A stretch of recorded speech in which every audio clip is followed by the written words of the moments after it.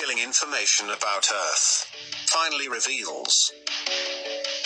NASA astronaut Gordon Cooper has kept secrets for over 40 years before finally revealing them to us. He didn't even let NASA know about his discoveries until now. He worked covertly to decipher his discovery, yet with his time running out, he passed on his enigma to a friend. Leroy Gordon Gordo Cooper Jr., better known as Gordon Cooper, was an American aerospace engineer, test pilot, United States Air Force pilot, and one of the 7 original astronauts in Project Mercury, the first manned space program of the United States. Cooper piloted the longest and final Mercury space flight in 1963. He was the first American to sleep in space during the 34-hour mission and was the last American to be launched alone to conduct an entirely solo orbital mission.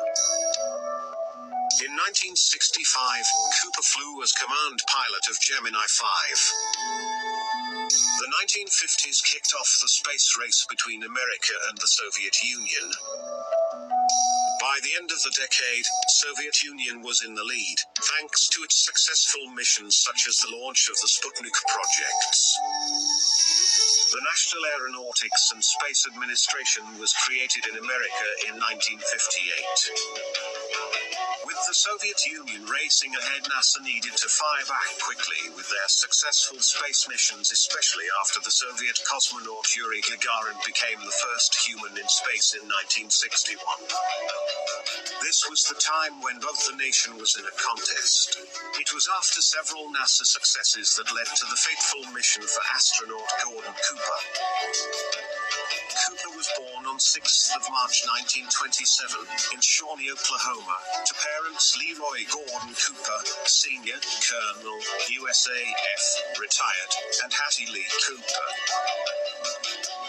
After he learned that the Army and Navy flying schools were not taking any candidates the year he graduated from high school, he decided to enlist in the United States Marine Corps. Cooper left for Parris Island as soon as he graduated. However, World War II had ended before he could get into combat. Cooper transferred his commission to the United States Air Force in 1949, was placed on active duty and received flight training at Perrin Air Force Base, Texas, and Williams AFB, Arizona. Cooper's first flight assignment came in 1950 at Landstuhl Air Base, West Germany, where he flew F-84 Thunderjets and F-86 Sabres for 4 years. While in Germany, he also attended the European extension of the University of Maryland.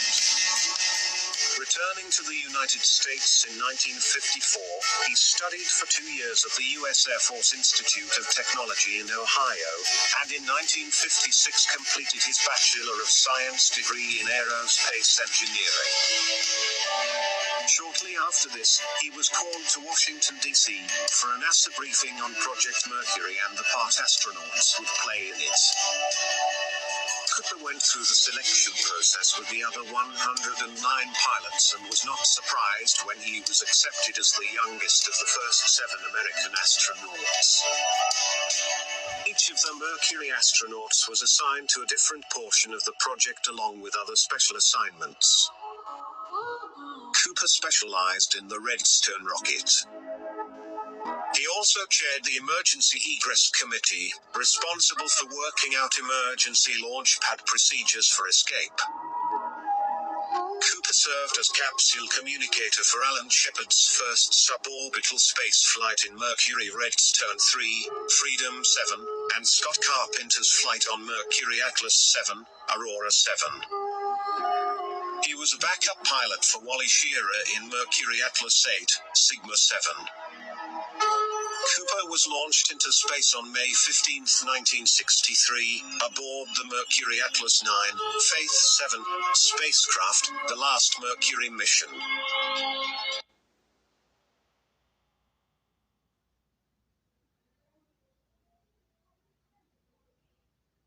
Cooper achieved an altitude of 165.9 statute miles, 267 kilometers, at apogee. He was the first American astronaut to sleep not only in orbit but on the launch pad during a countdown. Towards the end of the Faith 7 flight, there were mission-threatening technical problems. During the 19th orbit, the capsule had a power failure. Carbon dioxide levels began rising, and the cabin temperature jumped to over 100 degrees Fahrenheit. Cooper turned to his understanding of star patterns, took manual control of the tiny capsule, and successfully estimated the correct pitch for re-entry into the atmosphere. Some precision was needed in the calculation, since if the capsule came in too steep, G-forces would be too large, and if its trajectory were too shallow, it would shoot out of the atmosphere again, back into space.